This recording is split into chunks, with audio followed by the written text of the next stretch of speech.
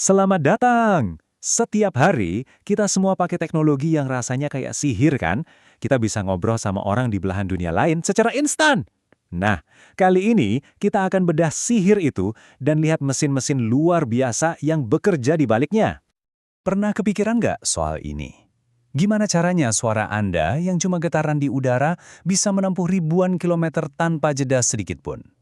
Pertanyaan ini nih yang akan jadi pusat pembahasan kita. Oke, kita mulai dari yang paling dasar dulu ya. Sebenarnya, kata telekomunikasi itu sendiri udah ngasih kita petunjuk gede. Intinya, cuma satu, berbagi informasi dari tempat yang jauh. Idenya sih sederhana, tapi eksekusinya, wah, jenius banget. Nah, potongan puzzle pertama kita adalah gimana caranya ngirim pesan biar tetap jernih. Kita akan bahas masalah besar pertama dalam sejarah telekomunikasi dan gimana para insinyur nemuin solusi yang brilian. Coba deh bayangin, Anda nyalin kaset audio, terus hasil salinannya disalin lagi, makin lama makin hancur kan suaranya? Penuh desis, penuh gangguan. Nah, inilah tantangan yang dihadapi para insinyur zaman dulu dengan teknologi analog. Bedanya itu benar-benar fundamental. Sinyal analog itu ibarat lukisan asli, indah tapi rapuh. Kena gangguan dikit aja, kualitasnya langsung turun.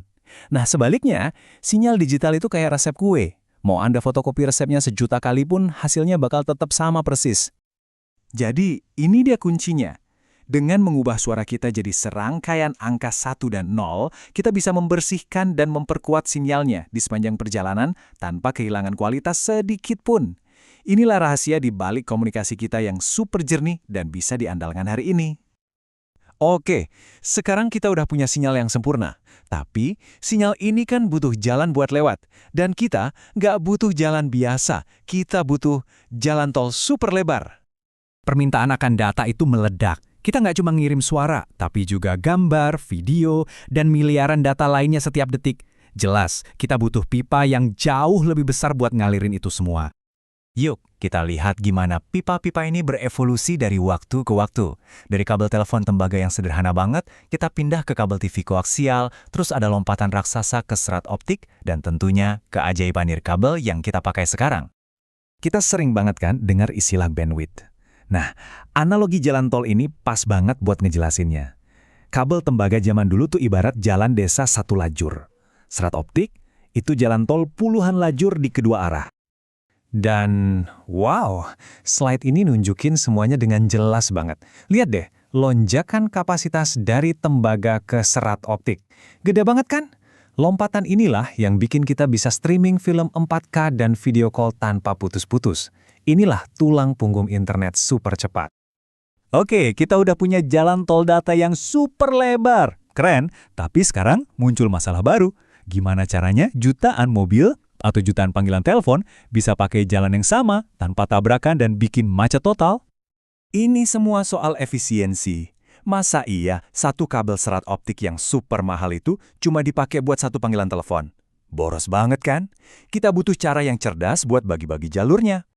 Nah, jawabannya adalah multiplexing. Ini tuh seni menggabungkan banyak percakapan jadi satu aliran data. Bayangin aja kayak kita numpuk mobil di atas mobil lain biar muat lebih banyak di jalan tol yang sama. Ada beberapa trik pinter buat ngelakuin ini. FDM itu kayak ngasih tiap mobil stasiun radionya sendiri. TDM itu kayak lampu merah super cepat yang ngasih giliran ke tiap mobil. Dan WDM ini yang paling keren, kayak ngirim jutaan mobil warna-warni pelangi lewat satu terowongan kaca yang sama. Oke, jadi kita bisa rame-rame pakai satu jalan tol dengan efisien.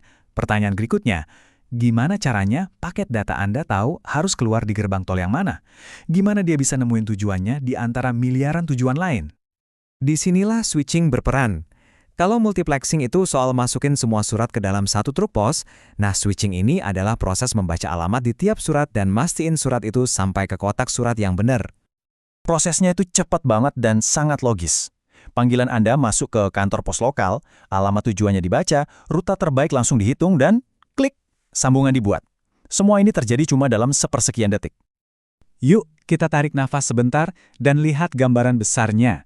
Gimana semua bagian ini, sinyal digital, serat optik, multiplexing, dan switching akhirnya menyatu untuk menciptakan jaringan global raksasa yang kita kenal sekarang. Dulu tuh, ribet banget. Ada jaringan sendiri buat telepon, jaringan lain buat data komputer, jaringan lain lagi buat TV. Nggak efisien sama sekali. Jaringan modern menyatukan semuanya. Suara, video, teks, semuanya diperlakukan sama, cuma sebagai paket data di satu jaringan raksasa. Dan semua konsep yang kita bahas ini bukan sulap loh. Ini adalah hasil dari rekayasa teknik yang luar biasa rumit, yang didokumentasikan dalam buku-buku tebal kayak gini. Ini adalah ilmu pasti yang bikin dunia kita jadi terhubung.